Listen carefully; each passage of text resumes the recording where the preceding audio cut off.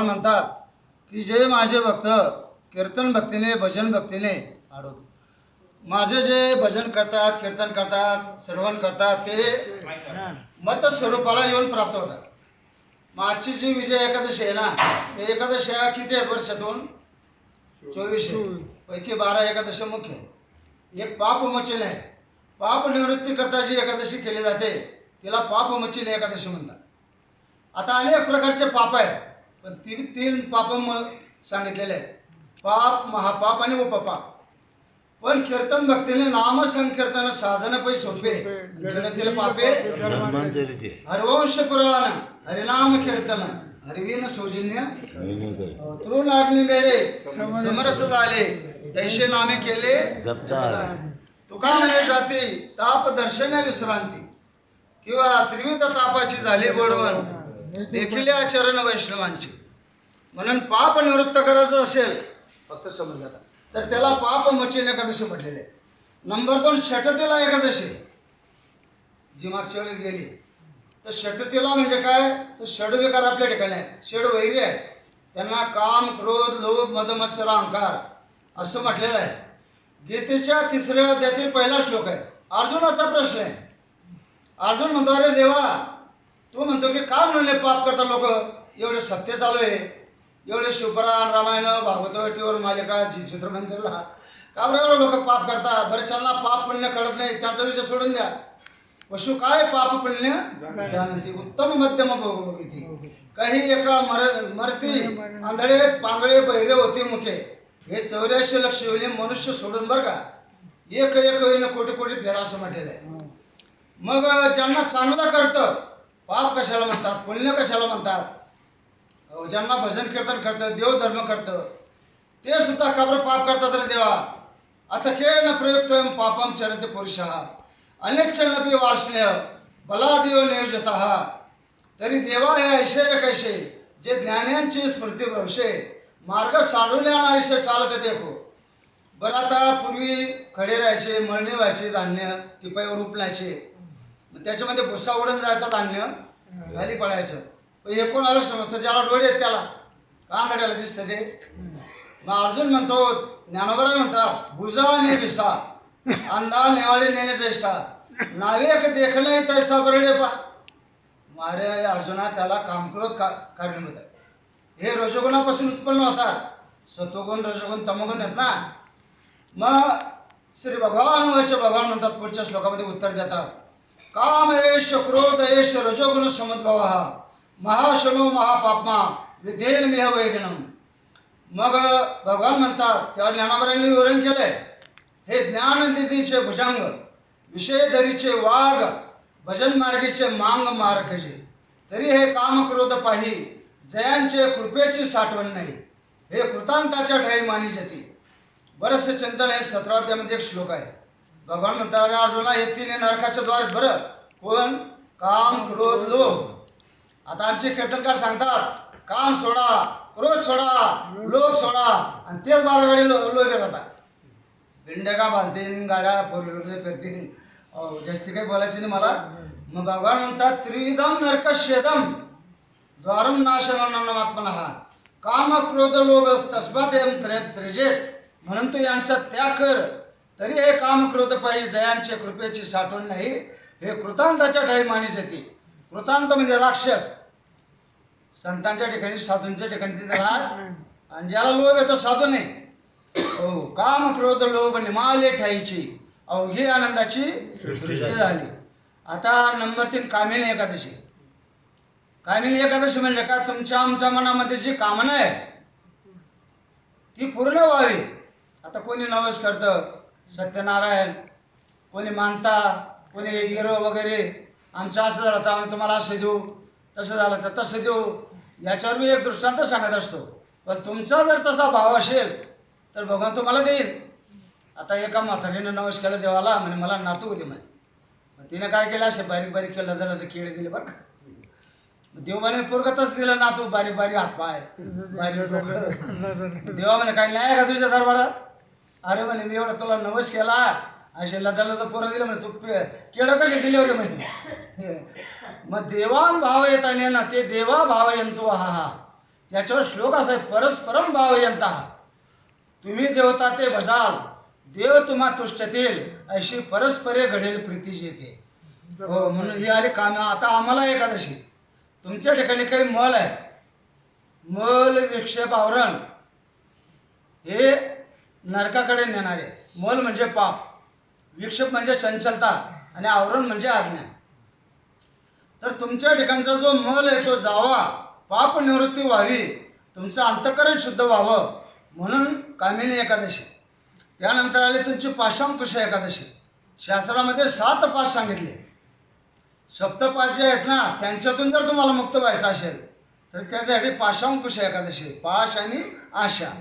मग भक्त यश जाना, जे देही उदास गेले आशा पाश निवारोनी.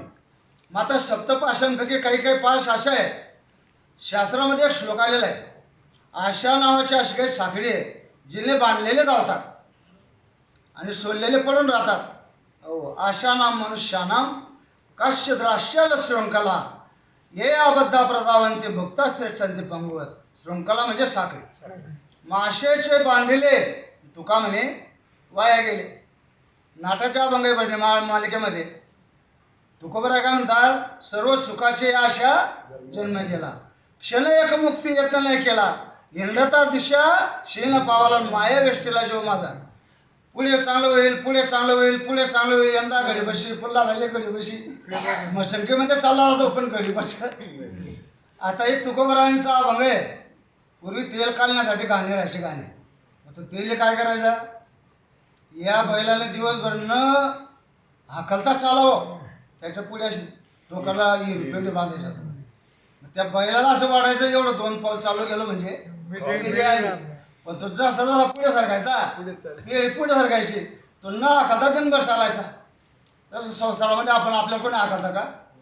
आता काही काही लोकांना मारा तुम्हाला भावा लागले मजा आहे, तू विचार नाही इकडे रे, तुला काही आठ पेढा आला.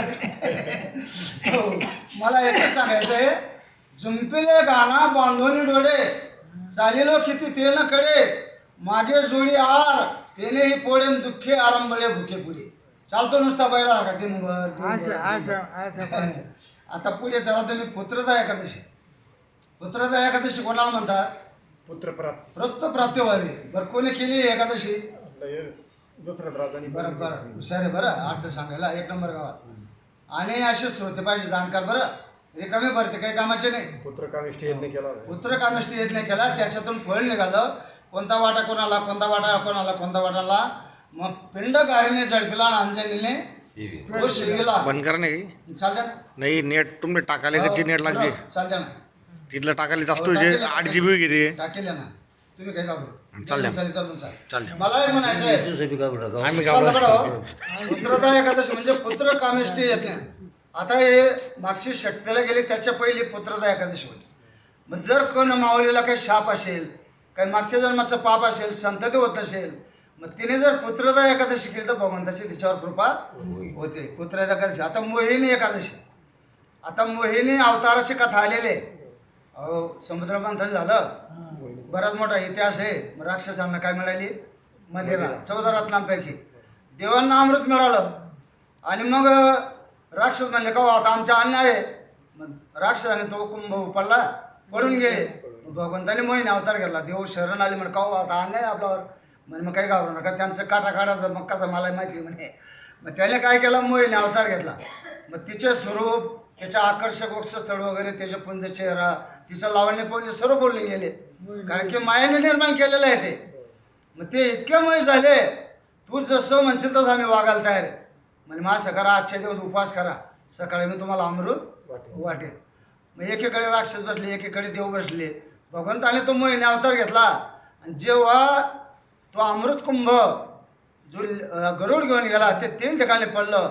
त्या ठिकाणी प्रयाग होत असतो, म्हणजे कुंभमेळा. आता कुठे झालं आहे? प्रयागला.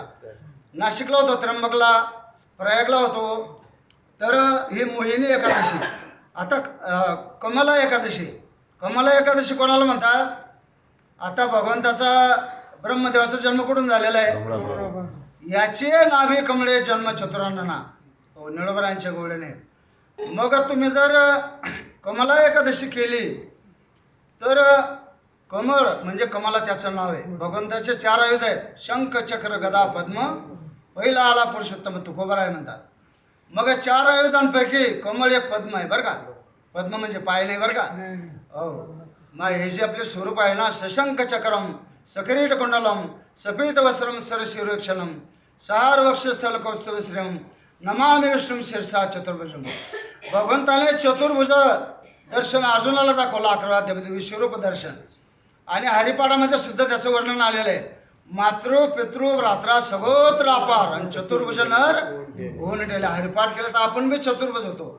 मग हे जी त्यानंतरची एकादशी आहे ती निर्जला एकादशी. पाणी सुद्धा प्यायचं नाही, थुंके सुद्धा गिळायची.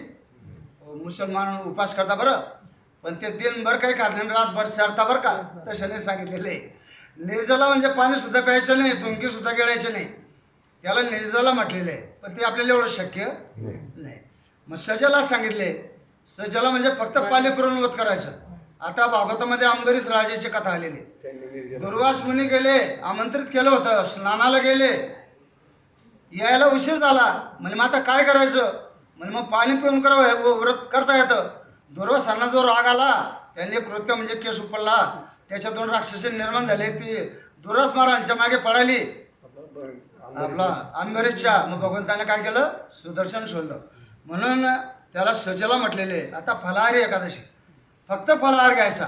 तो बी किती घ्यायचा, 1 किलो सफरचंद, 1.5 डझन केळं, अर्धा किलो मैदा, मावा पेढे, 3 पावशेर, अर्धा किलो द्राक्ष, असं सांगितलंय का. हो, फक्त 1 फळ घ्यायचं बरं. योग्याचं लक्ष नाही, फक्त 1 फळ खायचं. हे योगी पुरुषाचं लक्ष आहे. योगी युंजुत सततम आत्मानं रस्य स्थित, असा गीतेमध्ये श्लोक आलेला आहे.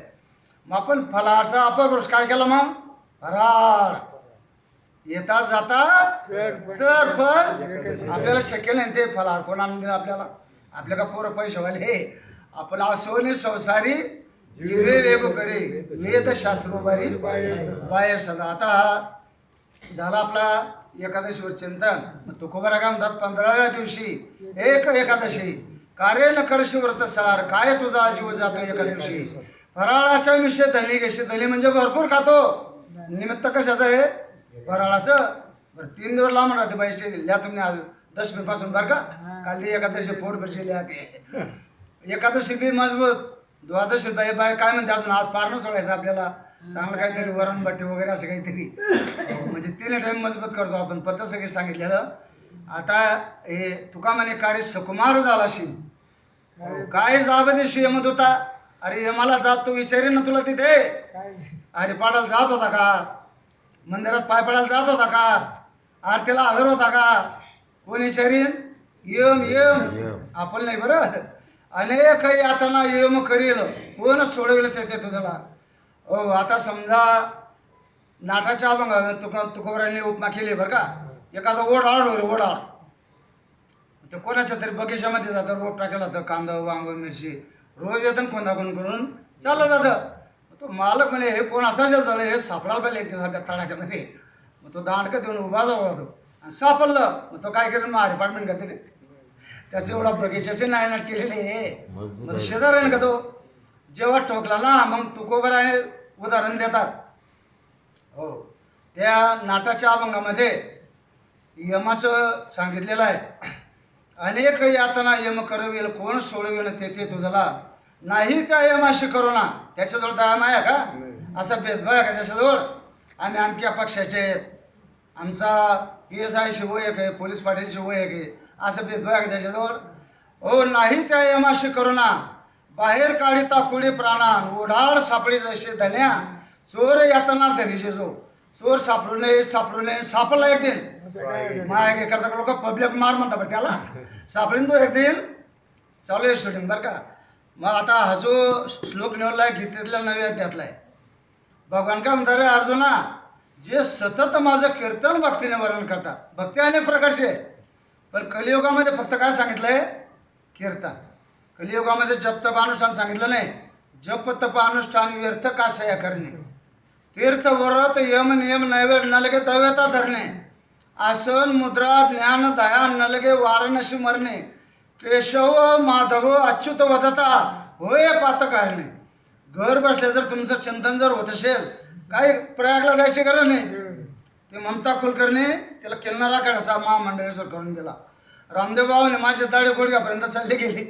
अजून 108 नाही, 1008 बापरे म्हणे. बरं किन्नारा काढायची मालकी होती. तिला ते पत्त्याग करावं लागलं. मोठमोठे आमदार खासदार मोदी पण गेले. तुझा अधिकार आहे का म्हणे, तू एक आयुष्यभर नाचणारी म्हणजे नर्तकी आणि तू महामंडलेश्वर. हो, तर मग जप तप सांगितलेलं नाही, इतर कुठलेच सांगितले साधनं सांगितलेलं नाही. कारण की कृतयुगामध्ये ध्यानधारणा उद्धाराचं साधन होतं. द्वापार युगामध्ये परिचर्या पूजापाठ विधी उद्धाराचं साधन होतं. त्रेतायुगामध्ये यज्ञ यागादी कर्म उद्धाराचं साधन होतं. पण कलियुगामध्ये फक्त नामचिंतन सांगितलंय. कृते अध्यायतम विष्णू त्रेतायामी यजतो मखेही द्वापारे परिचर्यानाम कलवत धरे कीर्तनम. कलियुगा माझी करावे कीर्तन येणे नारायण देले भेटे. सकळांशी येते आहे अधिकार कलियुग उद्धार हरीच्या नामे. नाम संकीर्तन साधन पै सोपे जळतील पापे जन्मांतरीचे. हो, सोपे वर्मा सांगितले संती आणि टाळ दिंडी हाती घेऊन नाचा. काही कुठे अनुष्ठानला पट नका, प्रयागला जाऊ नका, वाराणसी पाहिली द्वारका परी नाही चुका पंढरीच्या. तुकोबरा म्हणतात काय आम्हाशी गरज, आम्ही बसू पंढरीला. तिथे सर्व आले, 4 धाम सप्तपुर्या 12 ज्योतिर्लिंग अष्टविनायक. तुम्ही सर्व फिरून आले पण चित्त नाही ना आम्ही तरी ते व्यर्थ. त्रिवेणी संगमी नाना तीर्थे भ्रमी चित्त नाही ना आम्ही तरी ते व्यर्थ. मग कीर्तनामध्ये 4 प्रकार आहेत. लीला कीर्तन, गुण कीर्तन, स्वरूप कीर्तन आणि नामसंकीर्तन. पण लीला कीर्तन कोणाला म्हणतात, ज्यामध्ये भगवंताच्या लीला गायल्या जातात. गायन त्या लीला चरित्र प्रवाळे राखिले सवंगडे सहित गाये. भगवंताचं चरित्र ज्यामध्ये उच्चारलं जातं, पण देवाची लीला ब्रह्मदेवाला कळाली नाही. गाई गोपाळ वासर सत्यलोकामध्ये चोरून नेले. चोरून किती दिवस चालले ते, 1000 वर्ष. आता जर चोरी झालेली नाही, रडबोंबल व्हायचं काही कारण नाही. मग निळोबरांच्या गौडणीमध्ये काय म्हणतात, आणि काही नवलाव केला काला वाटीत आविदाता ठकविला. हो, ब्रह्मदेवाला त्याची लीला कळाल्या नाही. मग अनंत अवतारी अवतरला देव परी अवतारीचा नवलाव देवानकडे अभिप्राव अगम्य पाव हरी लीला. म्हणून लीला कीर्तन कळले. नंबर 2 गुण कीर्तन, ज्या कीर्तनामध्ये गुण गायले जातात. गुण गायनं आवडी हेच माझी. पण भगवंताचे गुण आगाध आहेत. तुझ्या पार नाही गुन्हा माझी अल्पमती नारायणा. अरे आयुष्य थोडे भजन करा टाइम नाही आम्हाला. आम्ही वखर आखलो का बाहेरनं कॉम्प्युटर मारूत का 12-32 सोळं टाकूत का 600 आलो. आम्ही चिड्यावा माठ केले. कोण देईल वाणे गाळून दिले मग काही गरज नाही. वाणे गाळून दिले माझ्यावाले घरी नामचिंतन करा. दिंड्यांमध्ये जाताना बेकारी करता काय जातं दिंड्यांमध्ये, घरी नामचिंतन करा. ठाईचं वैसोनी करा एक चित्त आवडी आनंद आवडवावा. म्हणून त्याचं गुणकीर्तन अवघड आहे. ब्रह्मदेवाला कळालं नाही, सरस्वतीला कळालं नाही. का तर 4 वेद आहेत. संपूर्ण मेरू पर्वताची लेखणी केली, समुद्राची शय केली, सरस्वती माता लिहायला बसली, तरी सुद्धा देवाचे गुण लिहिले जाणार नाही. असगिरी समस्या कज्जनम सिंधू पात्रे सुरतरोवर शाखा लेखने पत्र मुरली लेखते येते गृहीत्वा शारदा सर्व कालम तवत तपे गुणानाम मिश पारम न याती. ओ पुसू नका बाई वेदाशी काही कळलेचे नाही. शेष शनल्या झाल्या द्विशस्त्र जिबा जिबा देव का हो विटेवरी उभा. श्रुतींना काढायला नाही. तो शेष म्हणे अरे मी वर्णन करतो. हो, पण त्याला किती जिबा होत्या, 1000 तोंड होते. एकेका जिबाचे 2-2 तुकडे होऊन गेले. शेष शनल्या झाल्या द्विशस्त्र जिबा जिबा. वेद जाणू गेला तो पुढे मौनाव्याला. हो, वेदांनाही नाही कळला अंत पार याचा. कानाडा राजा पंढरीचा. हो, हरी वैकुंठावने आला पुंडलिका लागुने उभा राहिला अजूने अद्यापीवर कटेवरी कर भिवरा तीर वाळवंटी संत सभा सभा देव का हो विटेवरी उभा उभा. श्रुतींना काढायला नाही, संकते काढायला नाही. येत वेद मुख्य झाले मन पाऊल पांगुडले जे तर संकातिक वेळे पिशे झाले. म्हणून त्याचं गुण कीर्तन अवघड आहे, लीला कीर्तन अवघड आहे. नंबर 3 स्वरूप कीर्तन अवघड आहे. स्वरूप कीर्तन म्हणजे काय, ज्यामध्ये देवाच्या स्वरूपाचा विचार केला जातो. तो सगुण आहे का निर्गुण आहे, आकार आहे का निराकारी. माऊली म्हणता हरिपाठामध्ये अव्यक्त निराकार नाही आकार जेथो चराचर हरिशब्द. जो चराचर सृष्टीमध्ये देव पाहतो त्याला देव करतो बरं का. सावता महाराजांनी कुठे पाहिला, भाजीपाल्यामध्ये. जनाबाईंनी कुठे पाहिला, गौऱ्यांमध्ये चोखोबा दाबले गेले होते भूकंपामध्ये, नामदेव महाराज गेले काढायला चोखोबांच्या अस्तिकच का ओळखायच्या. जे हाड कानाला लावलं त्याच्यातून विठ्ठल विठ्ठल आवाज आला ते चोखोबाचं. बाकीचे बाहेर सैराट होते, आले होते पद्मावती सारखे, म्हणजे हे आपल्या कामाच्या नाही. ज्याच्यातून विठ्ठल विठ्ठल ध्वनी येतो ते चोखोबाचा हाड. त्यांच्या हाडं म्हणायचे, गौऱ्या म्हणायचे, अर्जुनाचे केशव कृष्ण कृष्णजय म्हणायचे, आणि आपलं थोबाडं म्हणत नाही. सांगावं लागतं लोकांना मला विठ्ठल विठ्ठल, मला विठ्ठल विठ्ठल. काही काही नुसतं पाहून घ्यायचं असं पाहता करते, आपल्याकडे कोण काही पाहता नाही बा, म्हणजे लाज वाटत आहे. कीर्तन मोठाई वाजून नाही पाहिजे आप करो बाय, दोनच बैठे बांधले अर्ध गाव जमा करले तिथे. आणि जो गाया देवाला सुरुवात करताय बाया ते एक तास बांधलं चालते, पण डबल काही येते तेवढा अभ्यास, एवढा स्टॅमिना. मला एक सांगायचं आहे, कशावर चिंतन चालू होतं आपलं, इथं काही विठ्ठल विठ्ठल म्हणता येत नाही. गुण कीर्तन स्वरूप कीर्तनावर चालू आहे बरं का. देवाचं स्वरूप असे एरवी हा योग्य नाडळे वेदार्थ असे नाकडे जेत ध्यानाचे हे डोळे पवते ना. सुधीर फडकेने एक भावगीत गायलेले, तुझ सगुण मनो की निर्गुण रे, सगुण निर्गुण एक गोविंदू रे. म्हणून देवाला कळलं नाही, श्रुतीला कळलं नाही, संकातिकांना कळलं नाही, शास्त्राला कळलं नाही, वेदाला कळलं नाही, कोणतं स्वरूप कीर्तन. मग सर्वात सोपं आहे ना, कुठेही घ्या, केव्हाही घ्या, कसेही घ्या, कधीही घ्या. मग नाम संकीर्तन साधन पैसे सोपे जडतील पापे जन्मांतरी. हरी हरी हरी तुम्ही म्हणा रे सकळ. पुढे काय तेने माया जाळ तुटतील. हरी हरी हरी मंत्र आशवाचा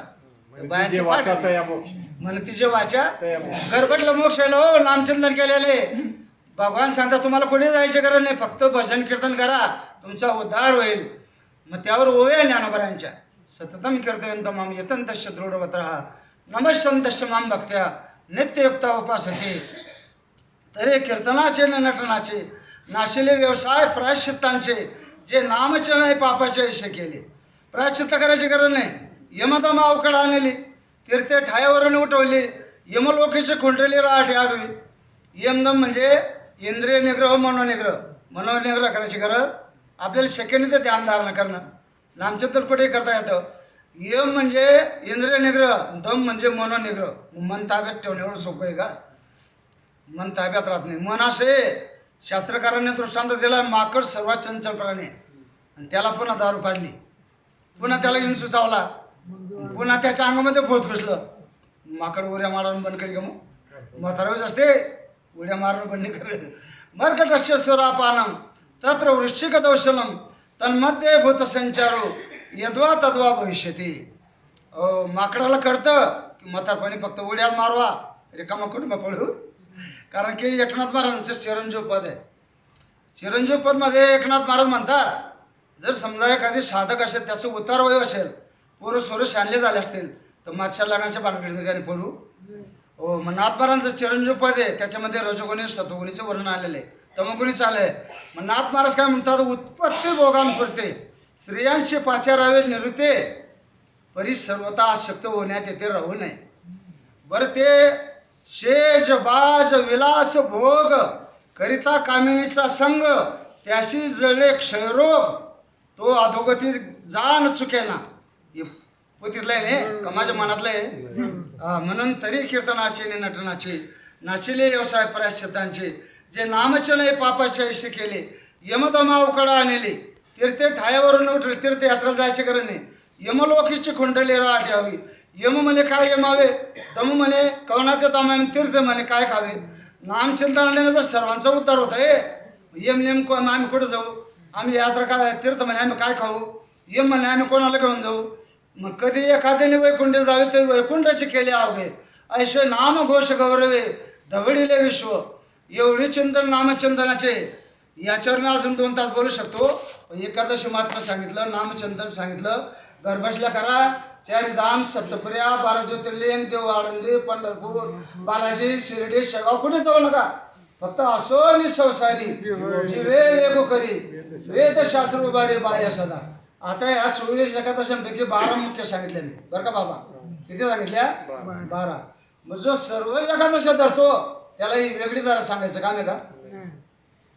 आमचे गुरुवार मारुती महाराज पुरेकर सांगायचे आळंदीला. आम्हाला आळंदीमध्ये 9वा 12वा 15वा ज्ञानेश्वरीचा अध्याय कंपल्सरी आहे. पण ज्याने ज्ञानेश्वरीच पाठ केली त्याला हे 3 वेगळे पाठ करायची गरज आहे का? हो, मायशे माझे नाम घोषे नाहीच करती विश्वाची दुःखे अवघे जगचे महासुखे दुमदुमीते भरले. नामचिंतनाची अशी ताकद आहे. हरी ढवळे भजनी ढवळीले जग चुकविला लाग कळी काळाचा कली पापाचीच मूर्ती नाम खडग घेऊ. ते खडग म्हणजे हत्यार तलवार. आता विष्णू पुराणातला एक श्लोक सांगतो. कलियुगामध्ये फक्त हरिनाम हरिनाम हरिनामच सांगितलंय, दुसरं काहीच सांगितलं नाही. हरेर नाम हरेर नाम केवलम कलो नास्तेव नास्तेव नास्तेव गतिरन्यता. आता भागवतामध्ये परीक्षित राजाची कथा आली. कशाने उद्धार झाला त्याचा? फक्त नाम. गंगेच्या काठावर श्रवण केलं. कोणाकडून? शुभदेवाकडून. म्हणून त्याचा उद्धार झाला. सर्व भागवत माझं पाठ पण सर्व काही सांगितले. मग परीक्षितेचा दृष्टांत फार मोठा आहे. पण त्याला सांगितलं राजन तू फक्त नामचिंतन कर, गंगेच्या ठिकाणी श्रवण कर. द्वंद्वकारीचा उद्धार झाला. किती पापी होता तो? आजामेडाचा उद्धार झाला. नाम स्मरे आजामेड महापातकी तो चांडाळ नामे झाला शे सोजवळ आपणा सहित नेवाला. त्याने तर आपल्या पोराला आरोळी मारली. कोणाला? नारायण धाव नारायण धाव. कोणाला आरोळी मारली त्याने? शेंडे पडत 8 पुत्र आयुष्यभर पाप केलं होतं त्याने आजामेडने. पण ते जे होतं ना नारायण होतं त्याचं नाव. त्याने त्याला आरोळी मारली.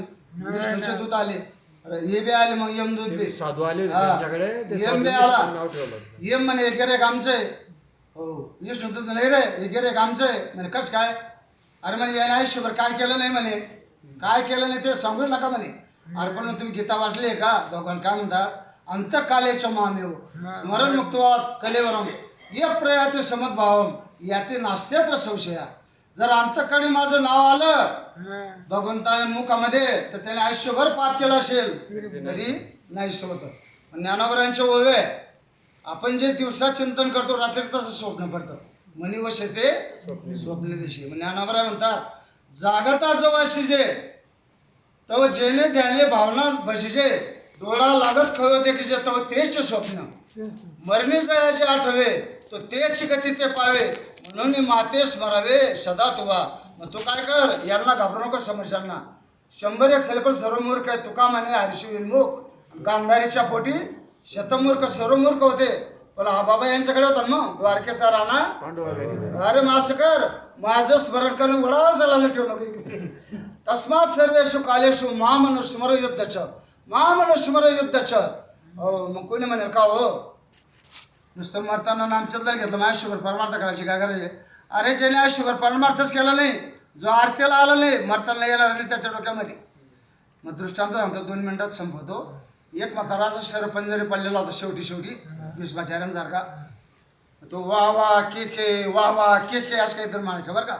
मग पोरं सुज्ञ होते. काही म्हातारे वाया बरं होता पण पोरं चालले नाही बरं का.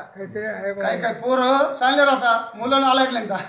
आता संस्कृतमध्ये एक श्लोक आहे, मुलाचे 5 वर्षापर्यंत लाड करा, 10 वर्षाच्या पुढे गेला त्याचा लाड करू नका. लाडेत 5 वर्षांनी ताडेत 10 वर्षांनी. मग आपण जर एखाद्या पोराला मारलं लोक म्हणतात मारले शोभ नका. पण तो दिवाय पाटला काय नालायकपणा करा ना आणि काय मान करा आहे. लोकांना डोळ्या फुटेला होतं काय. पण नालायक लोक हाड्यासारखे टोच करून मारता. मग हाड्यानं काय काम राहत फक्त टोच मारा ना. मग आता नानामुच्या खड्यामध्ये येड यायची पहिली बैलांची. भरपूर बैल होते ठेलारे नगरे होते सर्व ठेलारे एक नंबरी होते ते. मग ते ठेलारे पायाला कास होत्या. बाजारातले 2 कावडे आले. लोक वरण काय बापरे काय जोड्या आहे काय ठेलारे भारी वरण करायचे. ते कावडा काय म्हणे अरे म्हणे काय वरण करताय एवढे पांढरे शुभ्र बैल आहे पण टोच मारायला कुठे जागा नाही ना. बस पडेल पाहता नाही एखादी असं कोण म्हणतं. कावडे उडाले ते कावडे राहिले ते मावडे. हां तसं आमच्या संप्रदायामध्ये बी खरं चालत लबाडच पुढे जात आहे. लबाड बंगले बांधताय, लबाड 4 व्हीलरमध्ये फिरताय. बरंचसं सांगण्यासारखं आहे. आता आपला विषय मी इथेच थांबवतो. पोरं म्हणे हा ना संपवतो म्हणा. मग तो पुढले मला बी संपवायचं. मग पोरं वा के म्हणताय म्हणे म्हाताऱ्याची काय इच्छा आहे मरताना वासुदेव केशव. मग डॉक्टरला बोलवलं. भारी डॉक्टर आले एमपी जळगाववर. मग सुशील गुजरसारखे आले म्हणे पहा वाचा कोंडीच झाले म्हणे. जळगाव न्यावं लागेल. नेलं जळगावला. मग पोरं म्हणे मग इथले डॉक्टर वगैरे असे पोरं होते म्हणजे काय प्रॉब्लेम म्हणे वाचा कोंडे झाले मरताना वाचू देऊ कसं म्हणताय म्हणायची इच्छा आहे असे आहे का म्हणजे मग यांची वाचा मोकळ्या करण्यासाठी गारबाची मात्रा पाजून यांना द्यावे लागेल आयुर्वेदिक जडीबुटी वगैरे म्हणे मग द्या ना म्हणे मग त्याला 5,000 लागतील बरं चालेल ना म्हणे मग दिले 5,000 वाचा मोकळे झाले आणलं म्हाताऱ्याला घरी म्हणे काय रे मला दवाखान्यात काय नेलं होतं म्हणे तुम्ही म्हणायचं ना वासू देव केशो अरे नालाय काढलो वासरू केर सोनं खातो नंबर काढलो काय डॉक्टरच्या काळामध्ये पाजर घातले तुम्ही कसला भाषण कसला केशा पुंडलिकावरती ज्ञानदेव पंढरीनाथ भगवान की जय. माऊली नाले